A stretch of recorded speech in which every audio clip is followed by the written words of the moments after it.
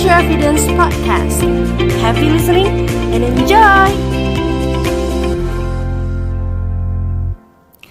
Hai, Assalamualaikum semua, apa kabar? Kembali lagi mengisi laman podcast Visual Evidence Indonesia yang kelima. Valentina dan Pak Suryo di sini. Halo Pak Suryo, how's life? Pak Suryo. Aduh, selalu seperti biasa tetap di rumah. Kenapa aduh dulu Pak tadi Pak? Belum berubah Pak, masih tetap di rumah. Kenapa openingnya aduh gitu Pak? karena mau bilang sehat-sehat aja, tapi secara psikis mungkin sudah lelah di rumah. Jadi mungkin aduh ini kapan selesainya nih pandemik nih? Mungkin itu aduhnya di situ mungkin. Sudah tembus 50.000 ya Pak. Tapi ya tetap semangat sih. Iya, tetap semangat sih Val di sini, tetap semangat, tetap sehat alhamdulillah. Iya. Valentina gimana kabarnya, sehat Valentina? Alhamdulillah Pak, sama Pak, udah bosen tapi ya gimana.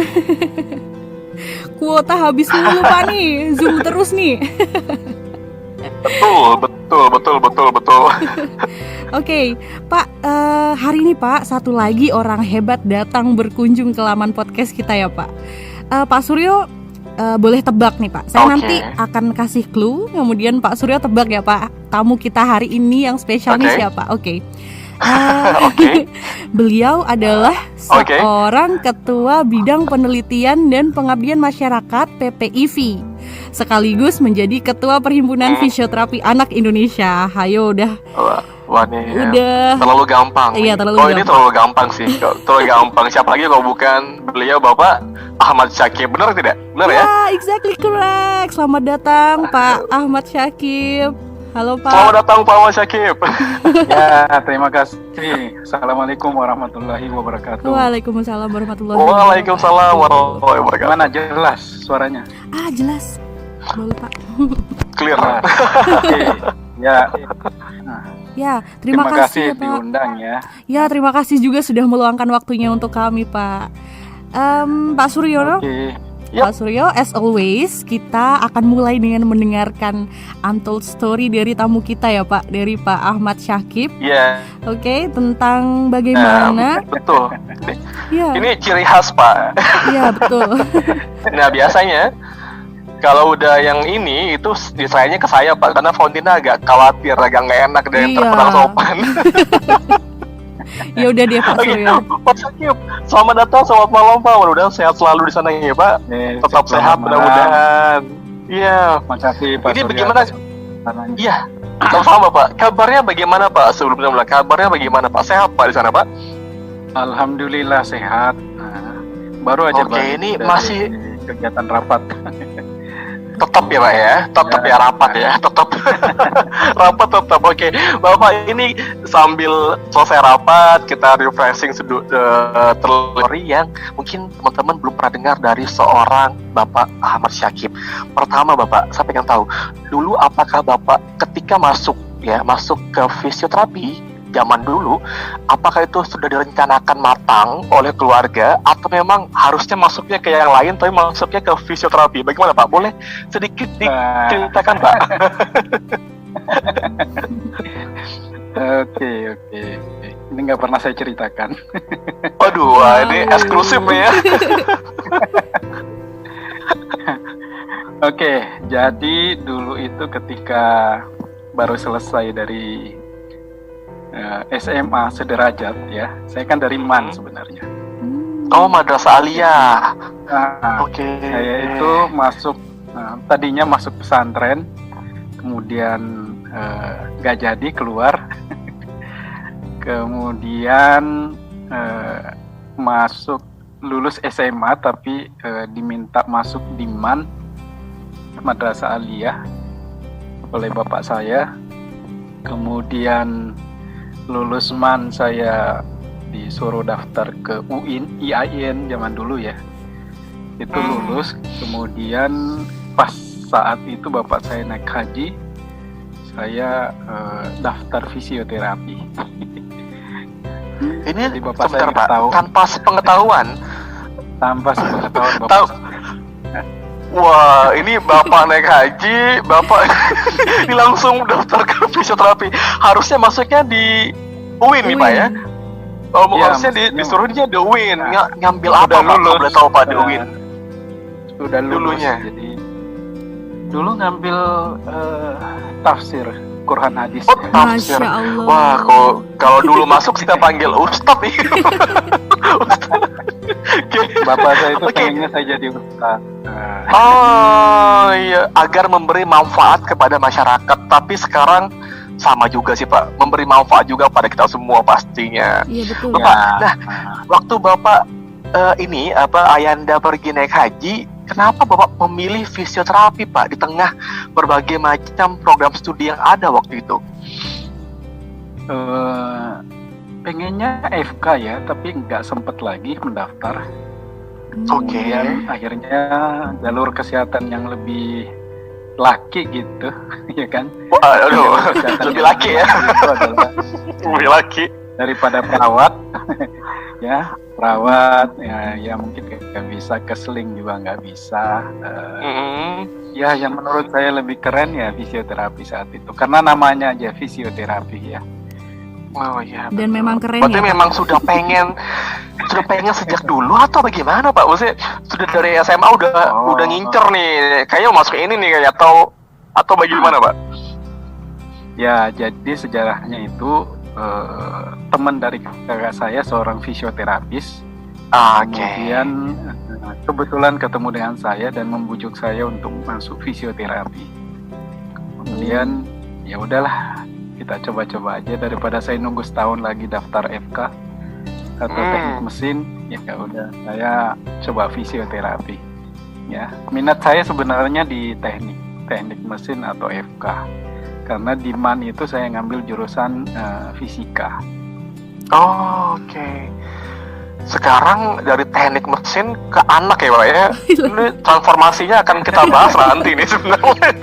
Teknik mesin ke anak, kalau itu transformasinya luar biasa sebenarnya. Jauh ya. Oh, iya, cukup jauh. Tapi saya juga pengen ini Fau, saya pengen terima kasih kepada orang yang membujuk beliau Fau Iya betul. waktu itu ya. Iya, itu saya ingin terima kasih banyak Bapak. Terima kasih banyak telah membujuk seorang Bapak Ahmad Syakib muda waktu itu. Kalau mungkin nggak dibujuk, kita nggak akan punya ketua perhimpunan fisioterapi anak Indonesia sampai sekarang ini. Bener ya Fauntina ya? Iya betul Pak. Makasih banyak Pak yang dulu membujuk beliau. Oke, Fauntina punya pertanyaan Fauntina, silakan. Ya Ada yang saya tanyakan nggak? Iya saya ini sih Pak tadi bagaimana bisa tertarik di dunia mesin, kemudian memilih di fisioterapi pediatri, karena saya bertemu beberapa orang ya Pak, khususnya teman seangkatan saya gitu, yang kalau sudah berhubungan dengan fisioterapi anak tuh, aduh nggak deh kamu aja deh gitu Pak. Tapi Pak Syakib Ya, ini ya gimana tuh Pak? Betul. Kebetulan saya memang juga nggak suka anak ya. Waduh, wah ini perlu dicatat nih. Pak Ahmad Syakib tidak suka anak dulu Pak ya. Iya, Menarik. kerja di bidang anak itu nggak terlalu suka juga kok. Saya malah senengnya neuro dewasa waktu itu. Oke, Jadi kenapa saya menyukai neuro dewasa, karena menurut saya pelajarannya lebih menantang ya. Challenge-nya lebih bagus lah dibanding pelajaran lain saat itu atau pekerjaan lain. Ya. Kemudian saya mencoba, ya sudah coba menekuni neuro dewasa. Nah kemudian selesai pendidikan kan tidak ada pekerjaan saat itu. Jadi memang saya ke Jakarta tahun 96.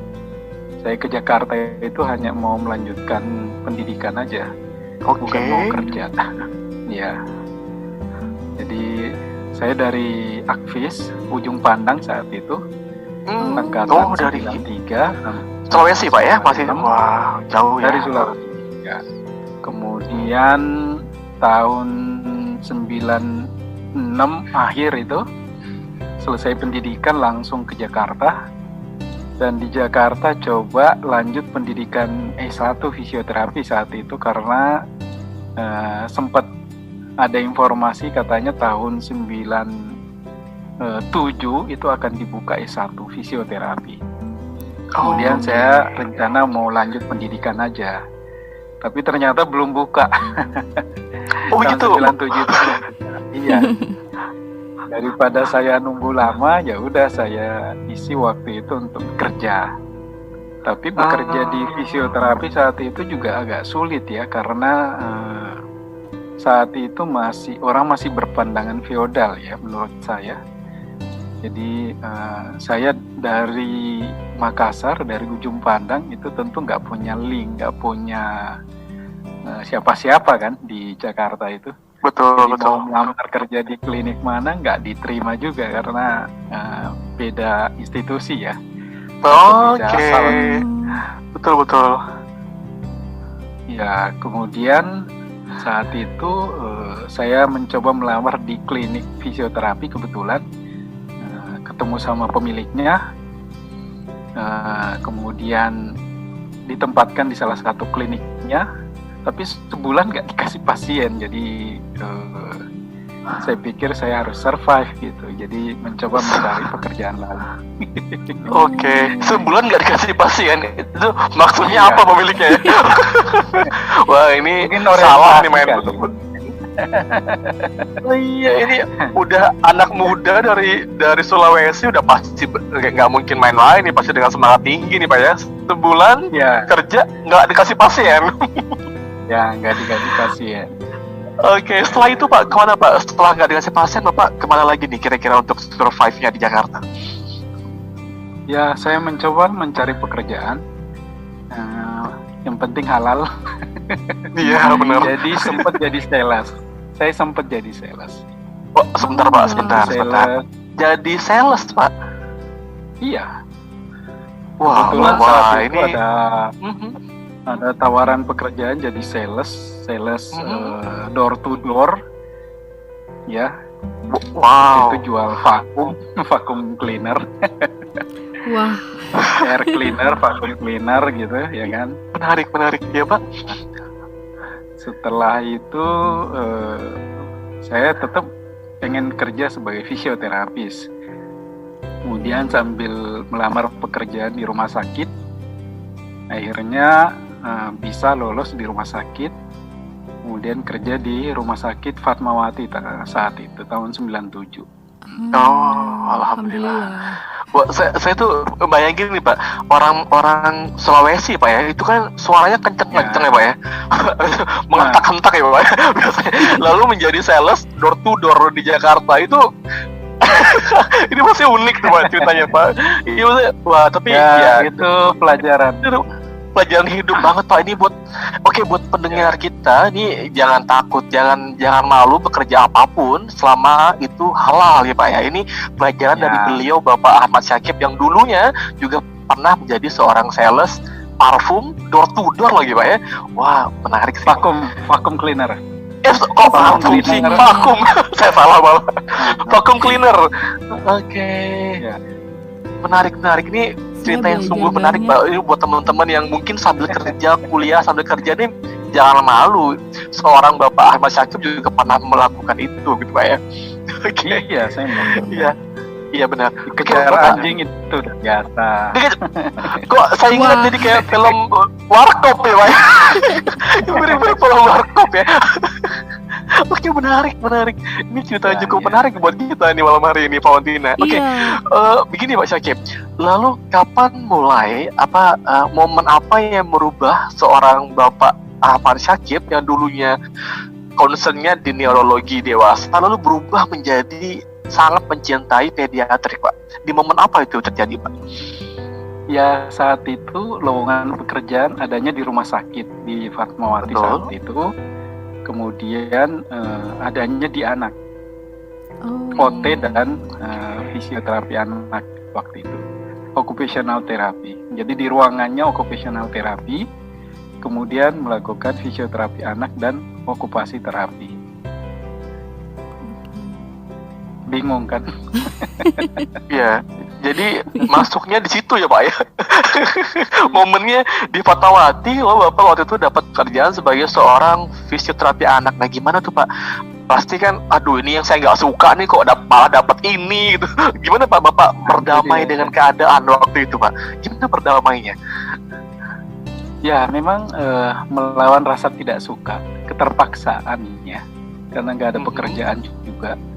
Jadi ya sudah, saya belajar saat itu dibimbing oleh almarhumah Bu Ratmi, ya senior di sana, dibimbing. Jadi dibimbing juga itu sifatnya imitasi ya saat itu. Jadi belum ada yang namanya clinical reasoning, ya kan, critical thinking itu nggak dipakai.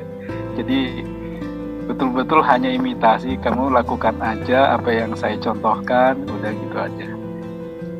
Tapi pekerjaan itu cukup membosankan. Zaman itu ya Pak ya? Ya, karena saya bekerja bukan hasil pikiran sendiri, karena memang imitasi saja. Jadi membuat saya agak jenuh saat itu. Kemudian Ya, ini kemudian saat itu ada kesempatan untuk belajar, ya. Ada kursus waktu itu, ada workshop saya ikuti, yaitu workshop yang kebetulan diselenggarakan oleh Esa Unggul dengan Mr. Hong-nya ya. Baik Pak. Tahun 2000 belum. Ya sekitar tahun 2001-2002 lah waktu itu. Iya. Ya Mr. Hong datang ke Indonesia pertama kali, kemudian saya ikut.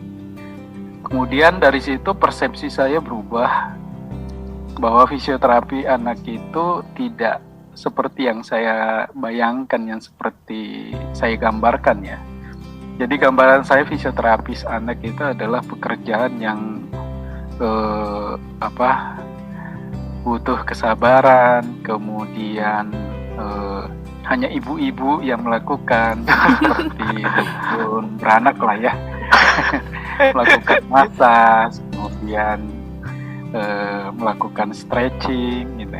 Jadi persepsi saya agak klasik sih ya menurut saya, ngikutin senior dulu. Oh ternyata agak modern ya, fisioterapi anak itu agak modern, intervensinya juga lebih benar-benar clinical reasoningnya kuat sekali. Kemudian tekniknya juga banyak, variatif gitu. Kemudian kita diberikan kewenangan yang lebih besar, lebih luas untuk melakukan intervensi. Ya, jadi semenjak itu berubah persepsi saya terhadap fisioterapi anak. Oke. Ternyata ini Ya, gongnya berarti ya tuh- Pak Suryo ya. Gongnya. Gimana? Sudah. Betul. Mm-mm. Momennya di situ sepertinya Fau ya. Momennya Iya. tuh memang benar-benar waktu workshop di Esa Unggul Pak ya, dengan Mr. Wong Iya. ya Pak, Mr. Hong. Mr. Hong. Mr. Hong Ya, ini Vice kalau kita President Humas. benar. Ini kalau kita ibaratkan nih, Pak Syakib tuh tidak cinta pada pandangan pertama dengan pediatrik Pak ya. Pandangan yang kesekian-sekian. Akhirnya baru jatuh cinta di pandangan kesekian gitu. Kalau- Mungkin. Iya, kalau kata orang Oke. Jawa tuh ini Pak, tresno jalaran soko kulino, gitu gak sih? Wah, ini Anda ngomong sama orang Salah ini ya, Pak? Sulawesi Pak Ondina, nggak ngerti Oh, Pak iya. Ondina. Tapi saya tahu artinya, saya ngerti artinya. Nah, tuh kan. Oh, ngerti Pak ya. Ini bukan orang Jawa Pak Ondina, ini orang Iya. Sulawesi. Oh, saya Oke, sempat Pak. di Fatmawati. Di Fatmawati saat iya, Pak. itu ada semua teman saya orang Jawa. Nah, Hmm. Nah, kemudian ya 99% orang Jawa. Hanya saya bukan Jawa. Satu ya orang Makassar, orang Makassar, orang ujung panjang. Jadi ngerti apa yang diomongin tapi nggak bisa ngomong. Gitu. Oh iya, sampai sekarang Pak. Nah, Sampai sekarang. ya. Oke, sampai sekarang. Itulah, emang saya juga merasakan hal yang sama Pak dari Kalimantan. Seperti itulah kita senasib. Oh, Iya Pak, ngerti tapi nggak bisa ngomong gitu. Oke, mungkin cukup ya kita ngulik-ngulik bagaimana sejarah Pak Syakib dulu dari awal kuliah ya, iya. yang awalnya dulu akan menjadi seorang ustadz, masuk ke IAIN, lalu menyeberang ke fisioterapi, yang awalnya dulu suka neurologi dewasa, lalu akhirnya punya momen pindah ke pediatrik lewat workshop yang diadakan di kampus Esa Unggul di tahun 2000-an. Gitu Pak Ontina. Iya. Kalau saya cukup Pak Ontina untuk yang mengulik sejarahnya, mungkin Pak Ontina ada pertanyaan untuk next-nya atau perkembangan fisioterapi anak atau bagaimana, silahkan Pak Watina. Iya Pak, tadi saya sempat mengutip pernyataan Pak Syakib nih, karena Pak Syakib menyukai neurologi dewasa karena tantangannya ini lebih lebih menantang. Kemudian, lebih laki atau iya. Syakib bilang ya. Kemudian Pak, kalau di fisioterapi pediatrik Pak, tantangannya tuh seperti apa sih Pak? Yang mungkin bisa dibandingkan yang dulu dengan yang sekarang juga sekalian gitu Pak? Oh, tantangannya lebih daripada dewasa sekarang. Wah. Oh, ternyata lebih daripada dewasa. Iya, ini menarik. Bagaimana itu Pak? Nah, jadi gini, saya tahun 2010 itu berkesempatan ada course di Korea. Kemudian di sana itu masa belajarnya untuk course pediatri itu 8 minggu. Oke. Ya kan? Tapi kalau dewasa 6 minggu. Lebih lama yang pediatrik, ya. Nah, pediatri itu lebih lama. Akhirnya kesimpulan si instruktur Mr. Hong ya, dia bilang, kalau kamu nggak lulus di pediatri, kamu pindah ke dewasa aja. Waduh, kayak IPA IPS ya Pak ya? Kayak anak IPS ya Pak? Ya, jadi kalau mau turun kasta ya ke dewasa aja gitu. Wow, oke. Itu menunjukkan statusnya di mana ya sebenarnya Pak ya? Status pediatri, benar-benar. Karena tantangannya memang benar-benar lebih sulit ya. Betul. Lebih menantang buat saya. Dan di anak itu lebih mandiri dibanding dewasa dalam berkolaborasi. Jadi kalau di dewasa dulu ketika saya di Fatmawati itu terlalu banyak dikte oleh dokter untuk melakukan apa. Tapi kalau di anak itu dokternya nggak paham, nggak ngerti. Akhirnya semua diserahkan ke terapis. Silakan mau ngapain gitu. Bebas eksplorasi ya Pak ya. Jadi saya lebih bebas. Oke, berarti momen itu menjadi momen tambahan Bapak untuk lebih lebih mengukuhkan posisi bahwa nih bener nih pediatri ternyata lebih, dalam tanda kutip, lebih laki nih Pak ya. Nggak cuman ibu-ibu ya tadi Bapak bilang ya, ini lebih laki nih, bisa menjadi hal yang prestis ya. Nah Bapak gini Pak, saya mau bertanya Pak, kalau saya lihat dari zaman waktu saya kuliah tahun 2008-an sampai sekarang, perkembangan fisioterapi anak ya Pak, khususnya itu sekarang itu jauh meningkat Pak, progresnya sangat signifikan dan nyata dilihat oleh para masyarakat fisioterapi khususnya. Nah, bagaimana Bapak melihat Pak, apakah sekarang bagaimana perkembangannya dari dulu sampai sekarang, bagaimana perkembangan fisioterapi pediatrik ini di Indonesia? Ya, perbedaannya jauh sekali. Oke. Dulu awal saya berkecimpung di pediatri, saya belajarnya imitasi. Belum kenal ya namanya motor kontrol, belum belajar neuroscience, belum belajar yang paling banyak motor kontrol, neuroscience itu belum. Tapi kalau saat ini itu kekuatannya justru di situ. Jadi asesmennya juga jauh berbeda. Jadi evidence base juga. Kalau dulu enggak, ya. Kemudian tahun 98, 99 masih seperti itu. Kebetulan dulu kita ada klub, ya, ada klub fisiopedi. Itu tahun 99. Saya bersama Bu Ira almarhumah, Bu Yayu almarhumah, itu membuat fisiopedi.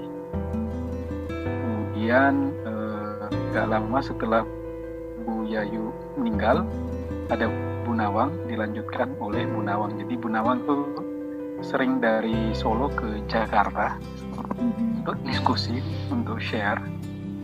Nah, perubahannya cukup drastis setelah itu, karena konsep kita terhadap pediatri itu agak bergeser, ya. Kalau dulu banyak sekali anak dengan sekunder problem, kalau saat ini udah agak berkurang. Jadi yang diutamakan saat ini adalah deteksi dini dan stimulasi dini. Jadi memang kalau anak-anak sudah terindikasi ada masalah perkembangan, itu sudah lebih cepat ditangani.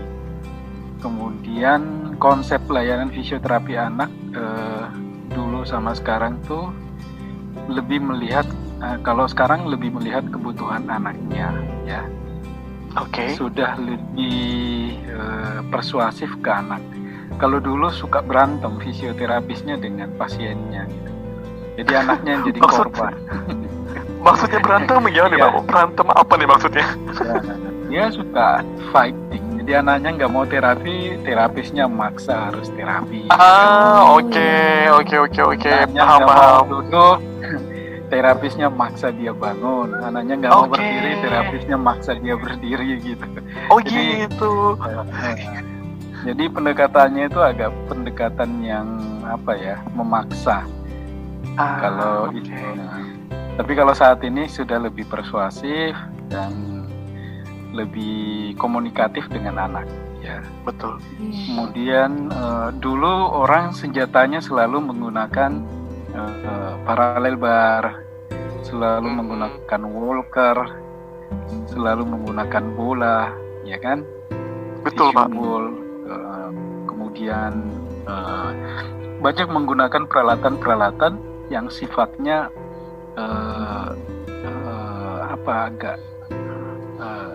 nggak punya teknik di situ.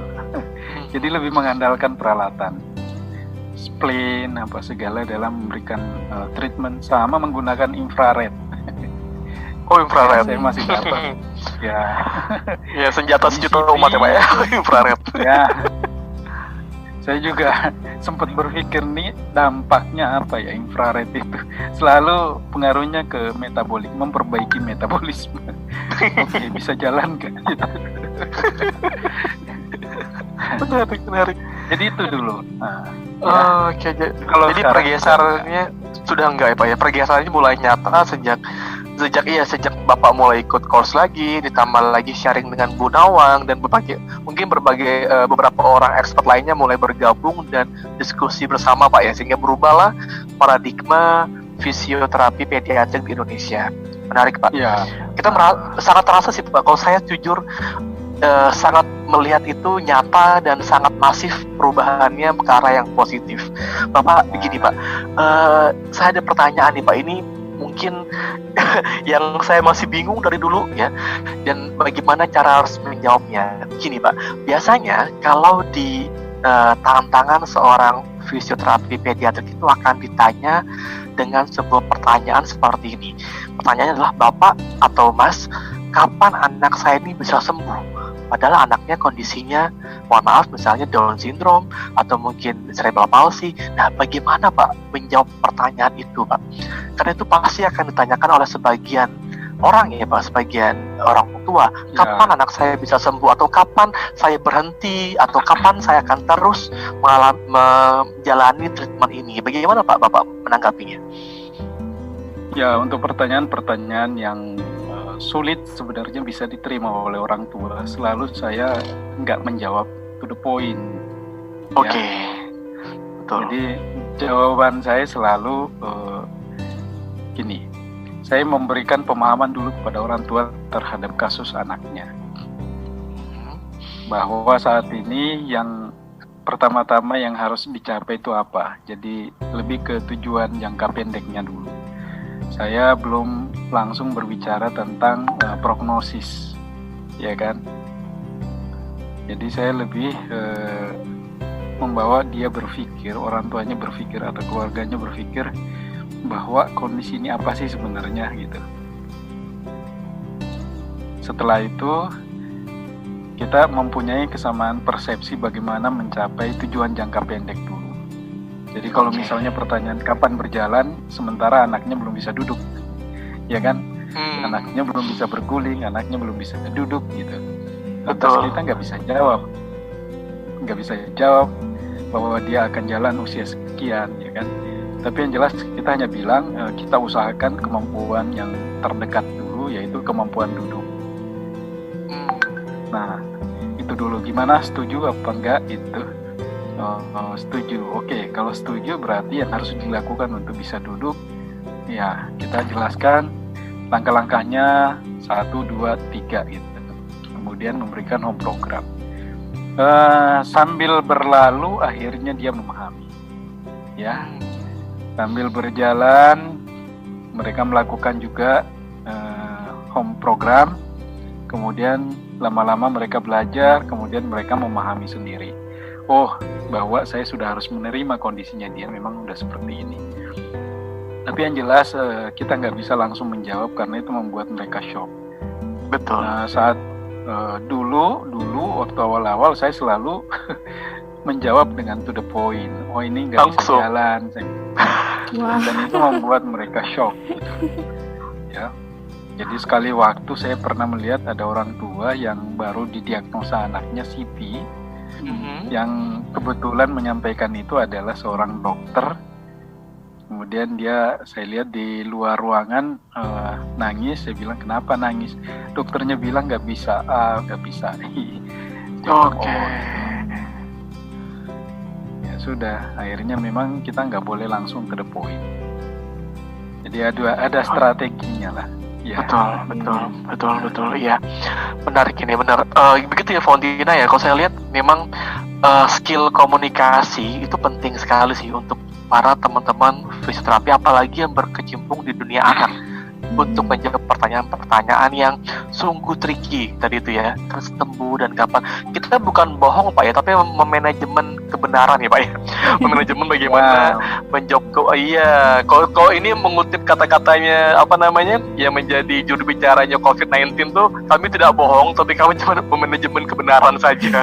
Tidak ada yang tutup-tutupi, tapi cuma manajemen kebenaran, supaya tidak langsung drop dan akhirnya malah down, malah tidak bisa berkembang dengan baik psikisnya. Oke, saya sepakat Pak dengan itu. Oke, terjawab nih pertanyaan yang selama ini saya coba tanyakan ke beberapa orang. Pertanyaan terakhir nih Pak Ahmad Syakib. Bapak sekarang selaku Ketua Perhimpunan Fisioterapi Anak Indonesia, boleh Pak kami diceritakan sedikit tentang perhimpunan ini, sejak kapan didirikan, sudah apa saja yang dikerjakan, dan apa yang akan dikerjakan ke depannya? PFAI, bagaimana Pak? Ya itu seperti yang saya sampaikan tadi, bahwa awalnya itu sebenarnya fisiopedi. Itu tahun 99. Ya. 99. Kemudian semenjak Bu Yayu sudah tiada, kemudian dilanjutkan oleh Bu Nawang, ya. Kemudian kita merubah namanya menjadi PFAI. Yaitu pada tahun 2014. 2014, oke.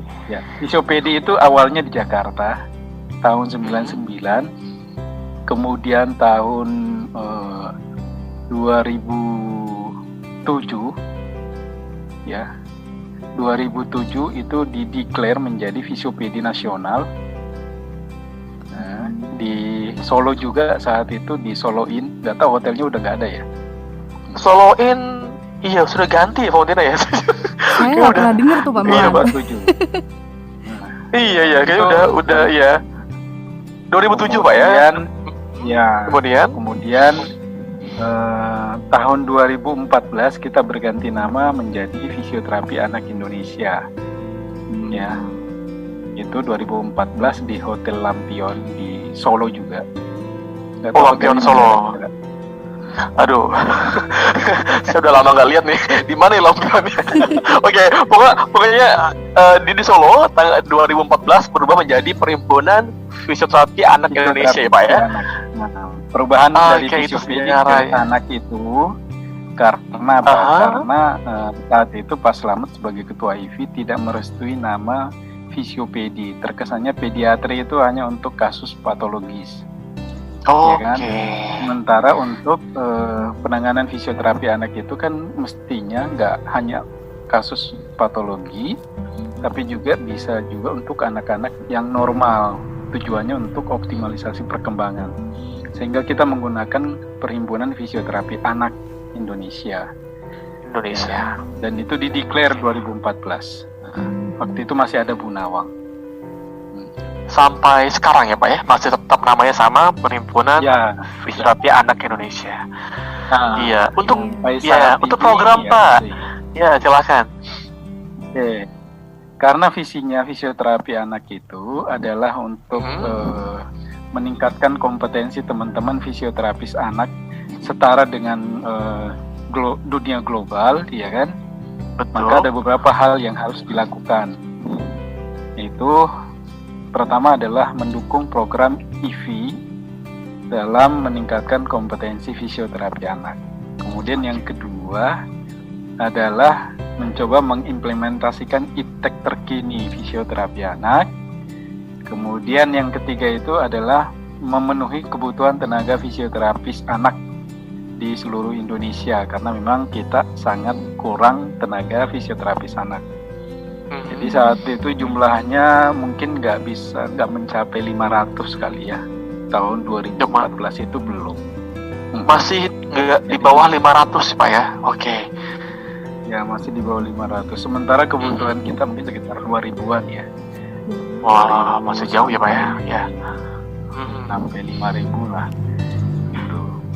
Jadi ya udah, makanya ketika saya dulu ke Korea sebelum pulang ke Indonesia itu sempat ditanyain sama sama Mr. Hong, apa yang bisa kamu lakukan untuk fisioterapis anak di Indonesia? Oh ya, saya akan mencoba untuk share ke mereka. Oke, berapa banyak yang bisa kamu bantu untuk meningkatkan kompetensinya? Wah, saya nggak bisa jawab. Mungkin ya sesering mungkin mengadakan kegiatan aja, saya bilang. Iya. Ya. Jadi tujuannya memang untuk share. Jadi memang kita di sana karena memang dibayarin ya untuk biasa course-nya itu. Kemudian otomatis nanti kembali semoga bisa share. Ya udah, saya bilang kita akan share nanti. Gitu sampai saat ini. Iya, sampai saat ini. Kalau sekarang berapa Pak jumlahnya? Yang dulu tahun 2014 500 orang, sekarang ada berapa Pak jumlahnya untuk fisioterapi anak Indonesia? Mungkin sudah lebih dari 1000 ya. Wow, udah twice ya. Kita 2 kali lipat ya Pak ya. Wow. Dulu itu 500 ya. Dulu itu 500 kurang masih belum jelas sebenarnya. Karena yang saya bisa hitung dari benar-benar dia pure seorang fisioterapis anak, ya sedikit sekali ibaratnya. Dari 500 itu mungkin hanya 10% yang benar-benar dia anak ya. Oke, dia 50 orang kan fisioterapis. Iya, berarti kalau 50% cuma 50 orang. Oke, itu berarti usaha Bapak sejak 2014 sampai 2020 itu sudah cukup masif dan cukup terasa progresnya Pak, sehingga sampai berubah menjadi 1000 orang, dan saya rasa semua sekarang hampir semua daerah sudah punya ya Pak ya, tanda kutip seorang fisioterapis yang Untuk syaratnya Pak, untuk apakah ada persyaratan khusus untuk seseorang fisioterapi ini? Mungkin teman-teman pendengar yang lain yang masih fresh graduate, aduh aku pengen nih masuk menjadi seorang fisioterapi anak, apakah ada syarat tertentunya Pak untuk menjadi diklaim sebagai seorang fisioterapis anak?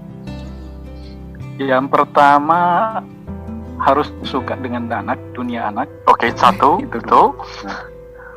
Kemudian yang kedua memang harus bisa mengikuti perkembangan ilmu pengetahuan, terutama untuk misalnya neuroscience ya. Kemudian motor control, kemudian asesmen yang terkini, kemudian biomekanik juga gitu. Jadi cukup banyak ilmu-ilmu yang harus dia kuasai, karena fisioterapis anak itu agak unik ya. Uniknya itu pertama dia harus bisa soft ke anak gitu. Tapi dia juga harus powerful, harus punya kekuatan juga secara fisik. Karena bekerja di anak itu berat sekali secara fisik. Kemudian dia juga harus smart gitu. Jadi seperti iklan sampo lah, Sunsil. Ya. Oh, Sunsilk. Kenapa Sunsilk, Pak? Kenapa tidak clear? Sunsil itu memberikan kelembutan gitu, tapi kuat gitu, nggak gampang putus. Oh gitu. Oh, oke. Jadi lembut tapi Waduh, kuat. waduh, ternyata kocak juga ya mau nilai. Wah, Mas Syakib, yang saya tahu beliau kan serius gini, ternyata kocak juga ya. Seperti Sunsilk. Oke Pak, baik Pak, kami pakai Pak. Kami pakai Sunsilk. Oke, benar-benar berarti harus soft tapi juga powerful di saat yang bersamaan. Ya, Itu poin yang kita catat sama-sama teman-teman pendengar semuanya. Oke, Pak, terakhir mungkin tadi sudah pendiriannya, sekarang seperti apa? Nah, apa program kedepannya, Pak? Mungkin ada visinya nih, kira-kira mau dijadikan seperti apa fisioterapi anak Indonesia? Oke, iya. Hanya mereview dari perkembangan yang terdahulu, kemudian melihat situasi saat ini, bahwa banyak sekali fisioterapis yang menguasai beberapa teknik, tapi sebenarnya basicnya kurang kuat. Itu yang banyak kita lihat. Banyak yang mempelajari intervensi-intervensi, misalnya obat, PNF, Voita, ya kan, kemudian beberapa teknik-teknik yang baru muncul, tapi basicnya masih lemah, dan itu nggak bisa kita salahkan juga ya, karena memang itu proses dari awal. Oleh karena itu kami dari PFAI punya komitmen untuk memperkuat di basicnya itu. The basic. Maka kalau dalam kegiatan-kegiatan ilmiah kita saat ini itu lebih benar-benar mempelajari basicnya dulu, ya. Apalagi saat ini perkembangan fisioterapi agak jauh berbeda saat ini, bahwa kita sudah harus menggunakan evidence base. Cuma masalahnya bagaimana menerjemahkan evidence base ke dalam kegiatan praktis. Itu satu. Kemudian yang kedua, dengan konsep ICF saat ini yang memang sudah dipakai di luar, sementara di kita sendiri belum terlalu luas dipakainya. Itu yang kedua. Kemudian yang ketiga, kita juga berharap